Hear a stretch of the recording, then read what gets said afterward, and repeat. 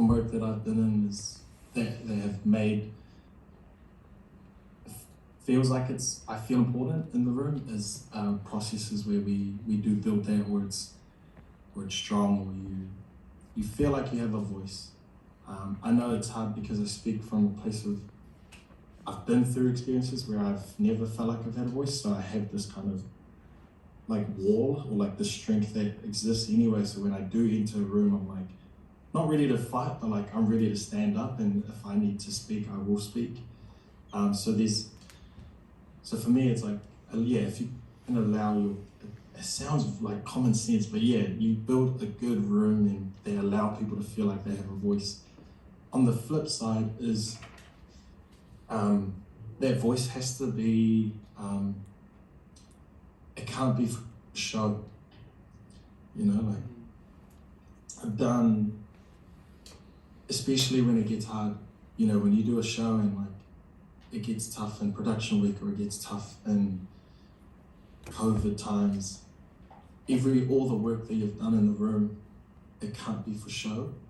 You have to you can't then lean back on old ways of working and old forms of communication that you've strayed away from at the beginning of the kaupapa, at the beginning of the work, which I'm finding can happen is that when things get stressful, when things get tough, that people and companies can then resort back to what they feel like they already know, which is old ways of working, which is kind of top-down forms of communication, and it kind of loses. It then just feels like we did all that work for nothing at the start, and it feels like it was just for show. So there's two parts to that. It's doing the work at the start and then following through with the work and trusting that what you built is enough in those stressful times. Because if powers that be is a word that is thrown around, and it's like, oh no, I just spoke to the powers that be, and it's like, as actors, as performers, you are the powers that be. So they don't have a show, they don't have this, and so yeah, it's tough because this is quite fresh for me. This new kind of, and me articulating is where my brain's sitting at right now. Thank you. Yeah, good question. Kia ora. We're going to go straight to another pāpai, Sepe, and kia ora. Hi, Sepe. My name's Vanessa, and I'm doing my research in Naarm in Melbourne. I live there on Wurundjeri country. And what I'm finding interesting for me is this sort of naivety I have with even some of the words in the space. At Talanoa, the things that are coming across and how they hold all sorts of meanings that, as a English language speaker and only English language, that I can feel resonances that I'm going, what's the translation? And even kaupapa is, I think that's the way you say it. But I'm just feeling all that sort of complex relationship to story and orality as I'm listening to you, and feeling a sort of vulnerability in the space of that. But I'm interested in, I'm very interested in what you're doing, and what's my question? Like, it's similar to Miss David's, but just something about these processes at the beginning, and that something about what it is to have to tell our stories of our lineage and where we come from in a space, but as actors in a rehearsal room before we even begin anything. That's perhaps an equalising, not equalising, but an opening up of everybody coming from somewhere. This is other and this is the way you talked about. I wondered if you had any thoughts around, and maybe this is to be a question for right now, but it's something I'm thinking about is just the relationship with gender as well.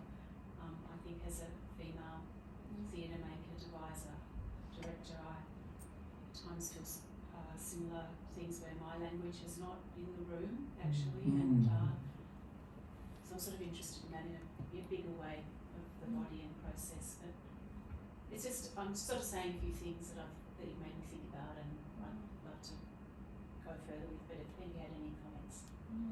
No, that's great. I do feel that, like, yeah, I definitely can't speak to the gender aspect, but I love that those are the questions that you were thinking of. And when you mentioned like lineages and getting to know each other, and it sounds again like common sense, but yeah, getting to know who's in the room with you is, I feel like, is an easy way into knowing who they are, who their chosen family are, who their family are, to invest yourself better in the work and realize that this is a whole human being here.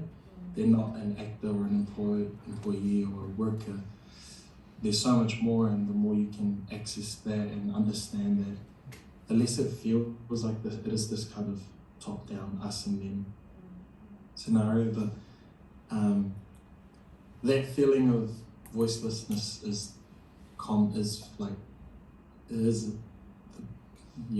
those big ideas of colonized structures that they just sit, and it's not the fault of the particular companies. It is just the way that I feel it's worked in the past, but it just doesn't have to continue to work. But yeah, I'd love to have a conversation and just to, throw ideas around. Those terms I use, those are like things that have come up more and more, I feel like, in this industry, especially here in Aotearoa, where we are valuing the diverse backgrounds of a lot of people. I don't have too much. No, thanks. Yeah. Thank you for asking. Yes, Tua. Hi Sepe, malo lava le tapena, malo lava leonosai. I just have a question and also a comment. I do sympathize, and it's not an uncommon experience, unfortunately, but I have a question about, I guess, with your research, how do you like shift it in a way where, because I've had discussions around this, but then constructively I was told from certain people that it seems as if though we are, and I don't know if you've experienced this as well, but it seems as if though you're sitting in your victimhood. And for me, it triggered me, but at the same time, it was kind of like a thing of like, okay, how do we shift the narrative of decolonizing, but in a way where it's empowering and not sitting in the trauma? Because I've always, like, I was literally in the same season as you in regards to talking about it, and I got some really interesting like talanoa, which means like open verbal exchange with other artists who are Indigenous and non-Indigenous, and we had a really good constructive talk around that. And I was wondering what's your thoughts around that? Like, when we start talking about decolonial standpoints, it makes me feel a little weird, because it's like, oh, I don't want to sit in that trauma, because it re-traumatizes me again. And so I wonder, how do you, like, what are your protocols to get out of that headspace where you want to decolonize but also empower and not sit in that trauma for too long? Like, what do you do for sure to like get out of that state? That's great. That's an awesome question, and thank you for sharing that. That's like, I think part of it is that resharing your experiences, but I do have two. The first thing for me is, and I kind of burden myself with this feeling of like, I have to solve everything. Really early on in this project, I kind of weighed myself down real quick in this burden of like, oh, I have to find the answer, I have to be the answer. And that switched, and I don't know what it was, something switched in my mindset that it was like, oh, I can be part of the solution. I can be part of the solution. I don't have to be the whole solution. So what does that look like for me in my and where my reach exists. Because I juggled with why am I doing this in an academic institution, you know, like who am I doing this for, you know, who's going to be reading a thesis, you know, who's going to be doing that work, and with the help of supervisors, just help ground myself a bit and realize I don't have to be the answer, I can be part of solutions, which looks like those little workshops. But on a day-to-day basis, I'm in this industry. I've chosen something to study that it didn't come about in the lecture theatres. It came about in rehearsal rooms, and I was like, I was about to swear. I was like, I really want to do this, because this is it just kept happening. Things in the rooms that I was in rehearsal rooms, just kept happening, and I was like, this. So part of it is educating myself in the academic sense, and then a part of it is living it in my everyday life. So I'm still doing shows, and I've just come out of a rehearsal process, and I'm in a show right now. So it is like that, what you spoke about, talking to your friends, Indigenous, non-Indigenous, but like kind of like living it. And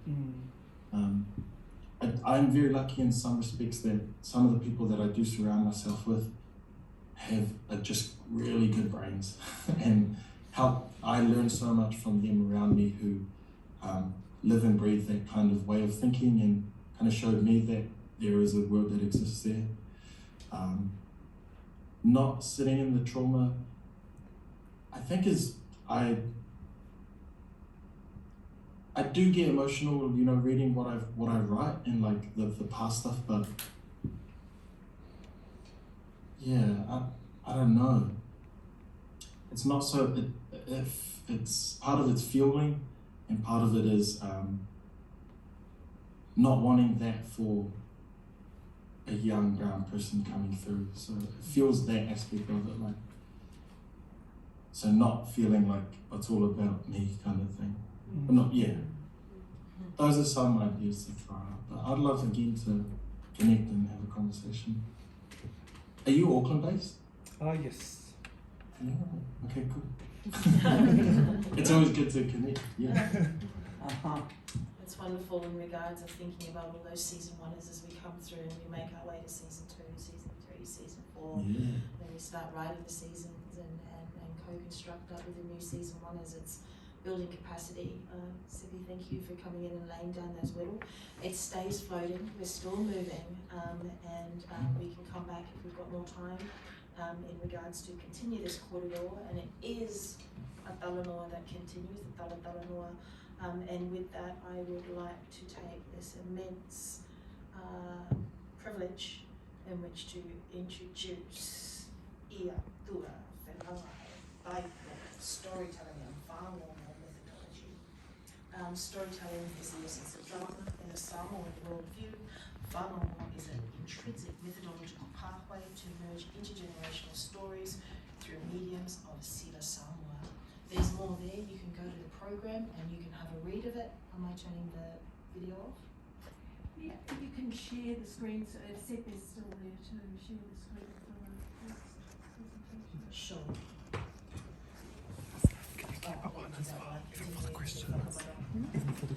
So you don't have a bio, which is really great because I don't have one either. But we stole Tua from Theatre Studies, and we're able to try very hard to port Tua over to Dance Studies. Tua is a mover and shaker with his aina, working in Pacific methodologies, Samoan creative. Just recently submitted an incredible master's dissertation around tawatanetanga and the reclamation of Samoa queer theorization through the articulations of Sila Samoa.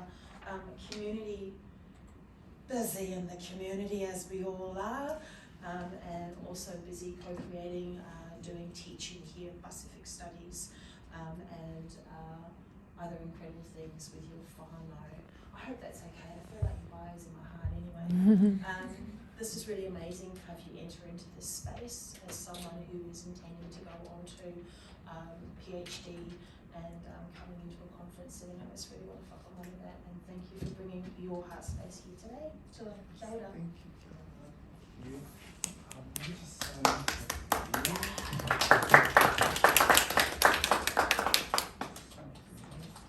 Yeah. So let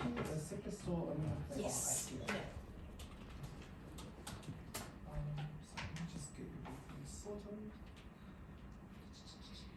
Okay, so it still says in there. So, because I was signed out and then I signed out again.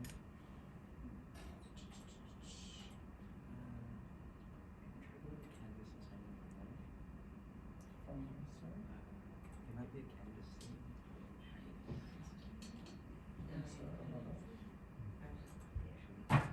Easier just to do it in Firefox. Sometimes if you open it in an incognito window, it gets rid of the cookies from. Oh, I see. Or open Chrome. Shows it from Firefox? Okay, let me try that. Yes. Good. Sorry to. That's all right. We're not rushing. We've got time to get this happening.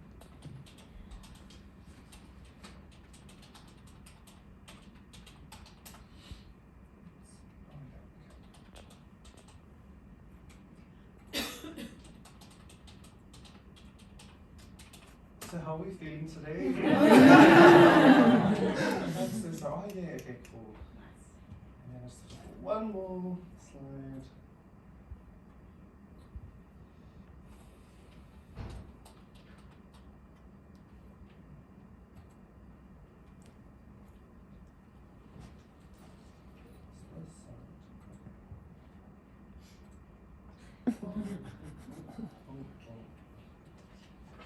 Why it's inappropriate? Why is it inappropriate? Honestly, my brother is too conservative. So, he, my family, yeah, a little insight. So, do you need to share screen for this? Yeah, yes. How shall I do that? To answer your question, sir, my brother came to watch my show, and he's never watched like theatre or performance show before. And he came, and I think it was so different that he wanted to be a supportive brother, so he put it on YouTube. But then he made it seem as if though it was really inappropriate. So, but I promise it's not. I promise. That's okay. I had a feeling that was gonna come up. Okay, cool. I wondered what it was. It's just a dance theatre thing. Okay.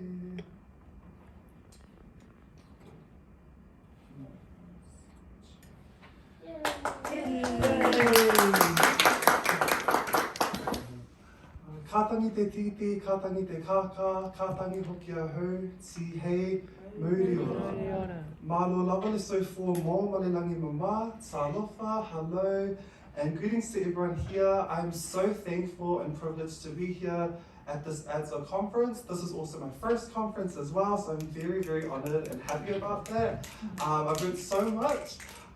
First and foremost, I wanted to give a huge mihi and whātalofa to Dr. Tia Reihana for chairing this session, as well as a huge mihi and whātalofa to my amazing drama lecturer, Emma Willis, who believed in me when I was in my undergraduate years, and so I'm very thankful for your support, as well as you, Tia, and I'm so happy to be here. I believe context matters, so I'll just give a little bit of insight of who I am. My name is Iatua Felegai Taito. I am 23 years of age. I am an Aotearoa New Zealand born Samoan.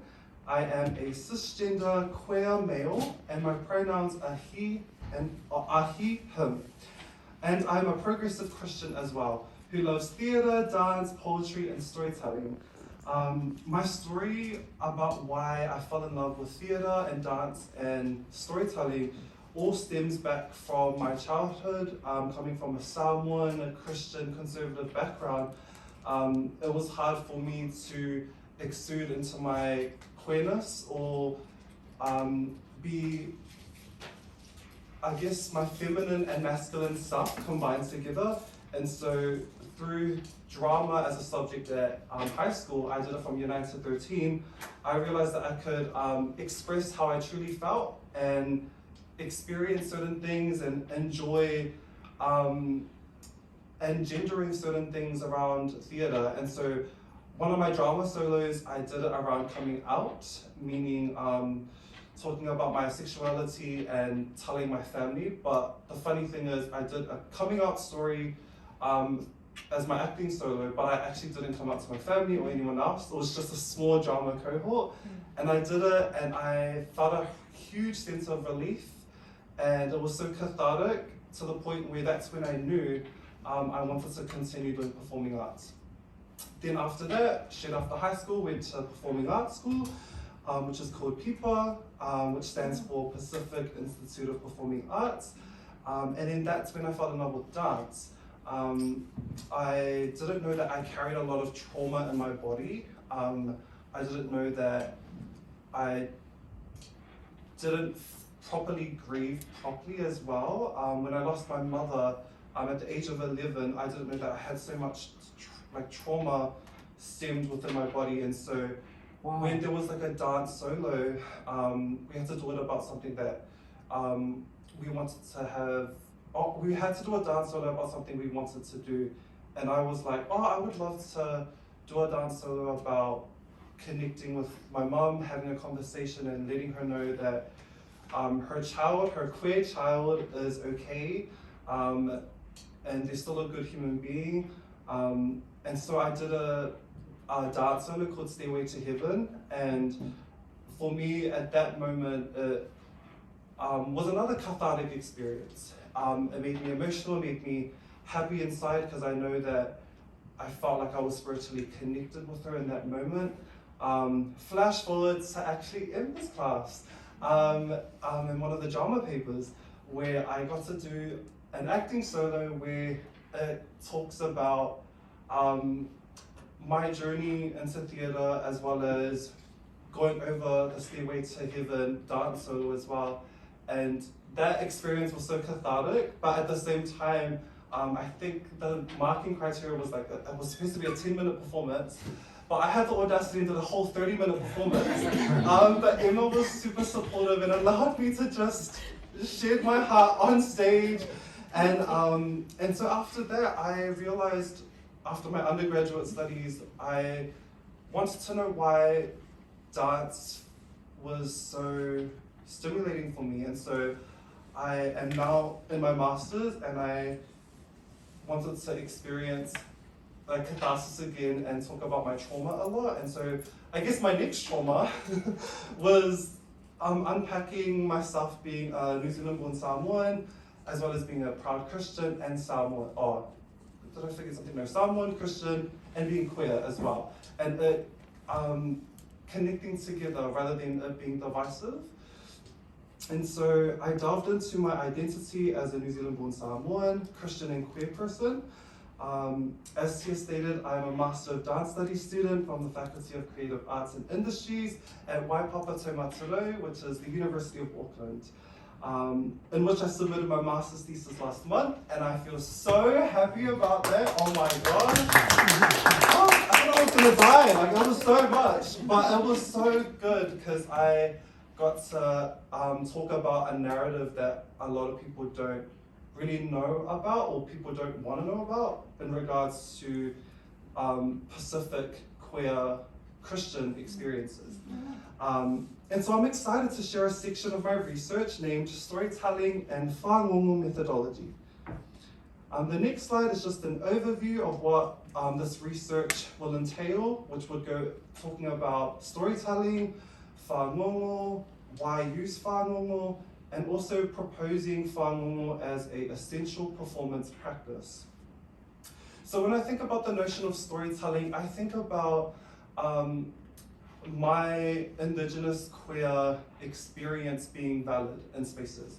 And so it allowed me to connect with Indigenous storytelling, which Judy Isaac states that storytelling is a practice in Indigenous cultures that sustains communities and validates the experiences and epistemologies of Indigenous peoples. Storytelling provides opportunities to express the experiences of Indigenous peoples in Indigenous languages and nurtures relationships and the sharing of Indigenous knowledges and cultures. So when I think about storytelling, I think about the first quote when it says, "It is a practice, it sustains communities and validates the experiences." And so that allows me to authenticate my indigeneity, leading back to Samoa. And as well as acknowledging that I am born and bred in Aotearoa, New Zealand, but I'm not Indigenous to New Zealand. And so I also want to acknowledge that to pay respect to the Indigenous people of this land, who are the tangata whenua, the mana whenua, who are Māori, and also want to acknowledge Ngāti Whātua Ōrākei, where Waipapa Taumatarau, the University of Auckland, is situated on. When I see validating the experiences of Indigenous peoples, I see myself feeling valued as an Indigenous person who is Samoan, and that my Indigenous cultural heritage is credible and significant. The second sentence where it says, "Storytelling provides opportunities to express the experiences of Indigenous peoples and nurturing relationships and the sharing of Indigenous knowledges and so forth." I think about using my own Ngana Samoa, which is Samoan language, as a means to transfer appropriate knowledge that can help give clarity, understanding, and perspective for those that are not Pacific, and they can at least have more of a cultural understanding of what storytelling is from a Samoan standpoint, as well as from a mana moana from a Pasifika and mana moana perspective. A form of Indigenous storytelling that I used for my master's performance is Fāgogo. Fāgogo, in a literal sense, means Samoan stories of the night. McMullen describes Fāgogo as a tall tale, fictionalizing, making fabulous, roughly being translated as being a fable, which implies that whilst engaging in Fāgogo, you're speaking fiction. However, I argue that the way I embody Fāgogo is not to fictionalize a story, but to orally transmit truth and history. Thus, I will show an example using my master's creative showing where I engage in Fāgogo.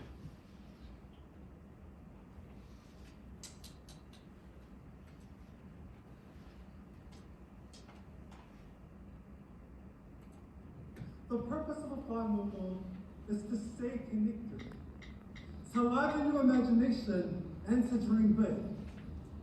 Hence why we all will be involved in this process. So if I put my hand on my hip, I would want everyone to say, "Awe," for instance. I walked all the way to the Whare Pasifika and I sat on a beautifully woven mat. Awe. Another example, I went to the dance studies studio and I was just jamming my favorite song, my favorite dance, my favorite siva, and then I just felt really, really internally happy. Awe. Awe. And let the Fāgogo begin. In ancient Samoan antiquity, there was a progenitor of mankind named Whangaloa. Whangaloa identifies as being male and female. Awe.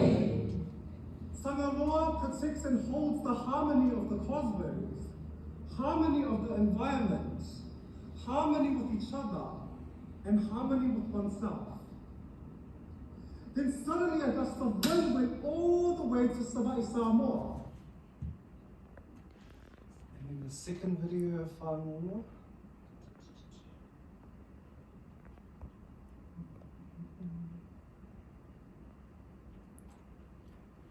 Forget our indigenous ways of knowing pre-contact times before Christianity came into Samoa. Whangaloa who holds female and male queer binaries attached to them. And we must remember that queerness is ingrained in the fabric of Samoan society. and that we must never forget that. Koenas is in our tino, Koenas is in our manana, Koenas is in our siva Samoa, Koenas is within our lineage, and we must never forget that. Amen. Amen.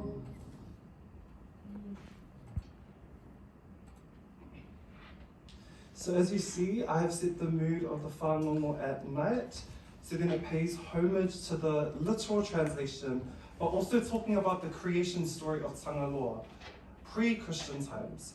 So Tangaloa is the progenitor and ultimate god, if you will, in Samoan indigenous culture, and significantly noting that Tangaloa identifies as being male and female, according to the High Chief Iatua Felegai Taito. And so I argue that this is not a tall tale, as I am using this indigenous storytelling tool to orally transmit old indigenous stories and history. So then the question arises, why use Fāgogo as a methodology? You use Fāgogo as it allows me to have cultural safety in spaces. It also allows me to authentically express myself, and it fosters the vā. The vā means relational space, interconnected space, or a space in between. So in regards to cultural safety, in Samoan culture, currently it is a sociocentric patriarchal hierarchy. And as someone wanting to use theatre or performance to show how I am feeling about topics that are taboo, like queerness, that is not explicitly talked about in Samoan settings openly, which then could create a form of musu. Musu means an attitude or resistance from cultural elders, and ultimately, for example, they can deem me as being disrespectful and it reflecting upon my ainga, which is my family, and my parents, and so forth. So how can I articulate my queer experiences without offending my own cultural heritage? Through using Fāgogo was a safe way, and it was a culturally respected way to address these taboo topics. Authentic expression. Similar to cultural safety, it allowed me to express myself and validate queerness being normalized in our Samoan creation stories. It allowed me to express how I feel and impart history that some Samoan people do not want to acknowledge due to Christianity coming into Samoa. This also fosters the vā, meaning it fosters the relational space, the interconnected space, or a space in between myself being a performer and the audience listening and interacting with the Fāgogo being told. It is a culturally safe way for me to authentically express myself through vā. It also intentionally breaks the fourth wall, in which I directly speak to the audience so they are acknowledged and are a part of the Fāgogo experience. Therefore shows two things, which are intimate relationality and interconnectivity. Lastly, I propose that Fāgogo should be an essential performance practice that we should all try and attempt to revitalize and use for theatre shows or theatre making or theatre processes. So it delves into creativity, it reflects mana moana values, it shows a form of reciprocity, and it also can interweave spirituality and faith. So in regards to creativity, it allows the notion of it being broken, so breaking the fourth wall, which obviously for those that are like drama, liturgy people around here, it creates more intimacy between the actors and the audience. And it also helps strengthen their relationship. Through Western theatre, usually breaking the fourth wall is a comedic device to trigger laughter, whereas Fāgogo, it can allow that intimate relationality and interconnectivity to be in fruition, so then people can feel that authentic experience. In regards to mana moana values, mana moana means powerful ocean. It also means the power drawn from the oceans that connect Pacific people. It is a term commonly used to refer to people of Pacific heritage, which then becomes a pan-Pacific term. The values will be the connecting threads, meaning the other oceanic, Te Moana Nui a Kiwa Pacific islands being connected through the ocean, through the moana, and allows us to be empowered by the pragmatic nature and standing unapologetically in our cultural difference and our cultural nuance. It also is a form of reciprocity. So if you want to use Fāgogo for other purposes, I believe it's so important to acknowledge where Fāgogo comes from and what the origins of that definition means. So it shows cultural relevance and it allows Fāgogo as an indigenous practice to be used in a way where it's ethical. And I believe that you don't have to be indigenous to use Fāgogo. You just have to understand the pragmatic approach and where it comes from. And if you come from a sincere heart, I think that goes a long way, and I think that's definitely appropriate. Not all indigenous practices can be practiced by non-indigenous. However, I believe with Fāgogo, through a theatre, dance, performance practice, I believe it can definitely be accessible to those that are non-Pacific. Lastly, it also interweaves spirituality and faith. So in my context, for my performance showing, I connected through a spiritual lens using our old indigenous creation stories, which talks about Tangaroa being identified as being a male and female, which shows that if the ultimate progenitor, ultimate God, if you will, had gender and sexual diversities within that one entity, it shows that right now, currently, there shouldn't be any homophobic attempts around those that are Samoan and queer.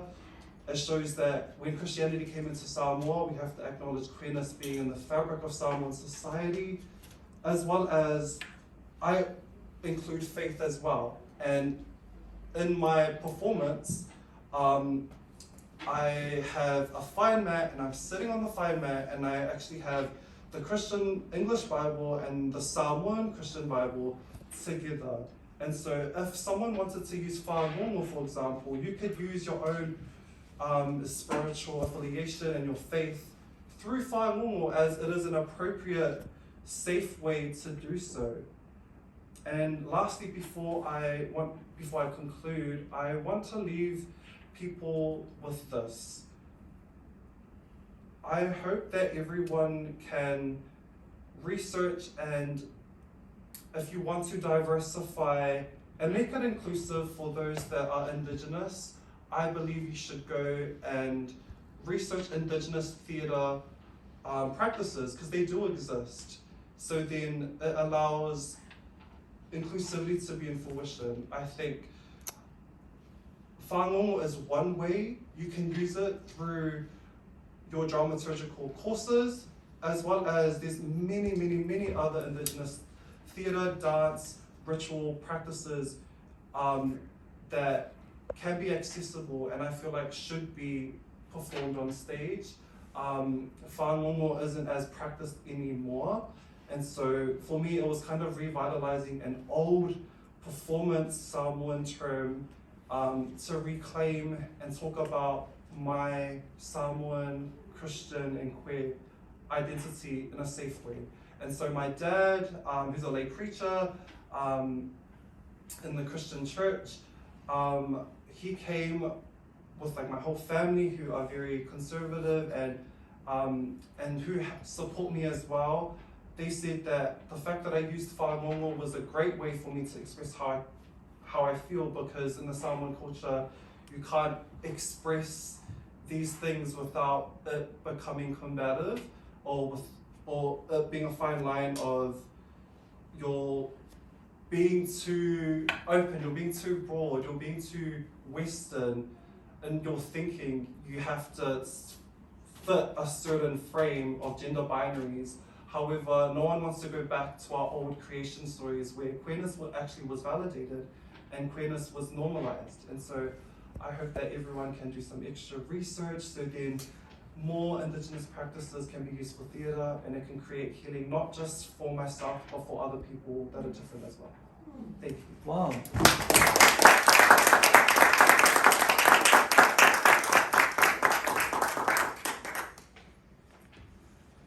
I think you've just so got the skills to actually just roll this out for the rest of it yourself, but I just want to let you sit in that moment. Ngā mihi nui ki a koe, tōku tuakana. Thank you, Iatua.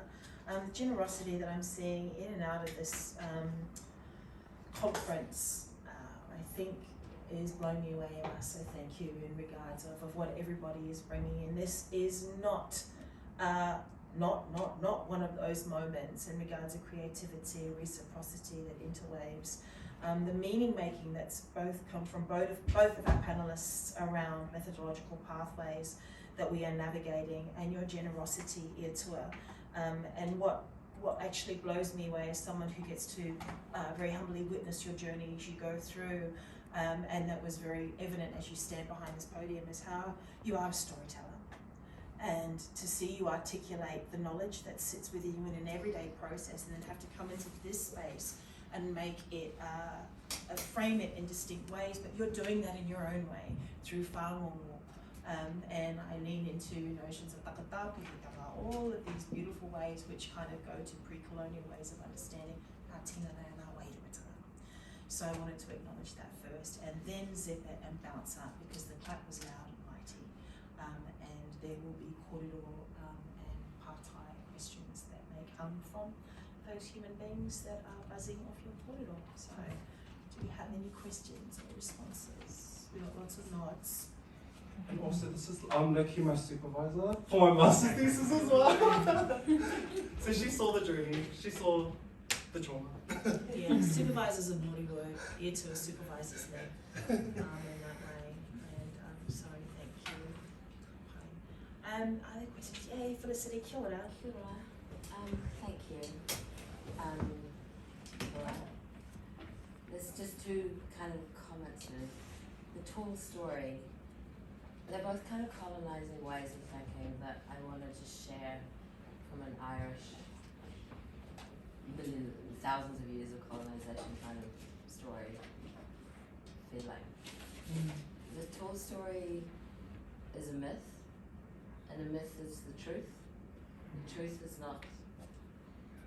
hidden, but the tall story is another way of describing the myth. So that's one thing. The myth is the truth of the matter.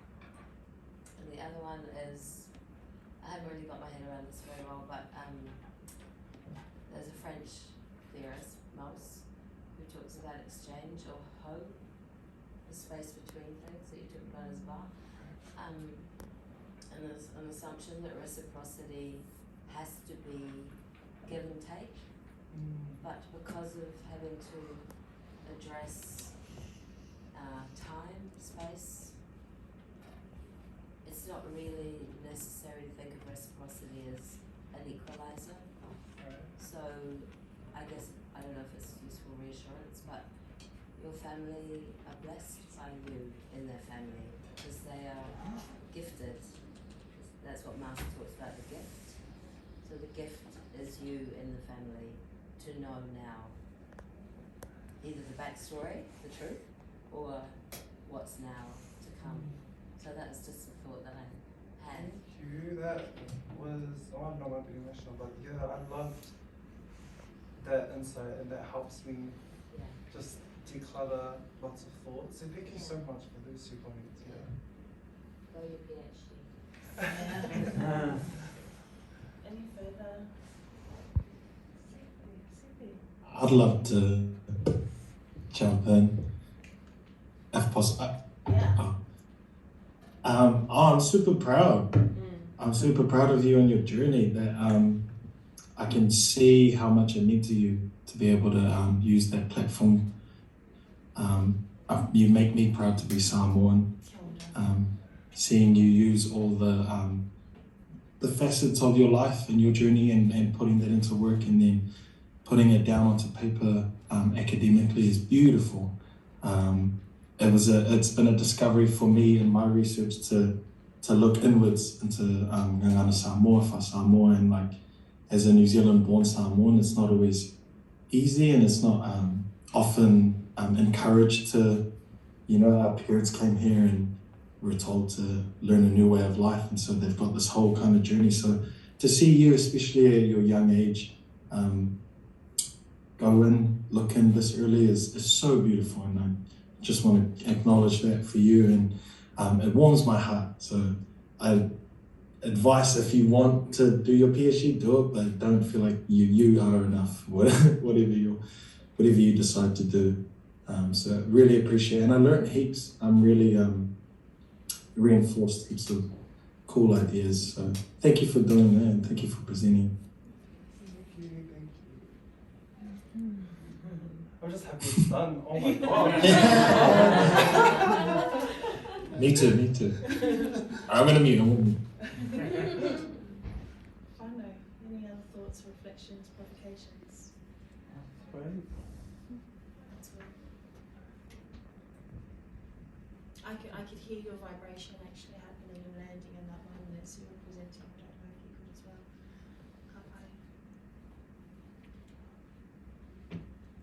Yeah, it's an interesting thing as we think about myth and these pūrākau and the creation stories as mama and birthing, and I think about even the separation of mama and papa, and I come back to that pūrākau that's been presented to me in a reclamation in my 30 years of, when I hit 30 years, that this idea of creation that in one way or another lives in our own ways. What I'm trying to say around this is like, as I'm kind of on this journey with this 8-year-old that is such a tāne in the separation of mama and papa, it helps me to kind of find ways to kind of navigate the realities of what's happening in the kitchen, what's happening out on the playground. And it really is a grounding way, and another way, and a restorative way, which really makes sense, not only to me, but to my partner, and to, I guess, my son in the choices that we're making around the forms of education and storytelling we want to come into, is the theorising and ideology. So often the work is done about the reclamation of those things, which is not easy, because then you've got to kind of take the thing and kind of find a way to do the thing in the thing. And then it becomes a methodology, and then it becomes this, and you kind of distracted away from the part which actually sits in your aina, which comes first within the family. So, and the interesting elements is to come and talk to those elements and the provocation that you've laid down for us today, which is a lot of kai for us to digest. And I'm sure, in saying that, because I am aware of time as well, I kind of, is that okay with you? Did you have any closing thoughts before I? No? Thank you for letting me just go off on a tangent. Thank you so much. To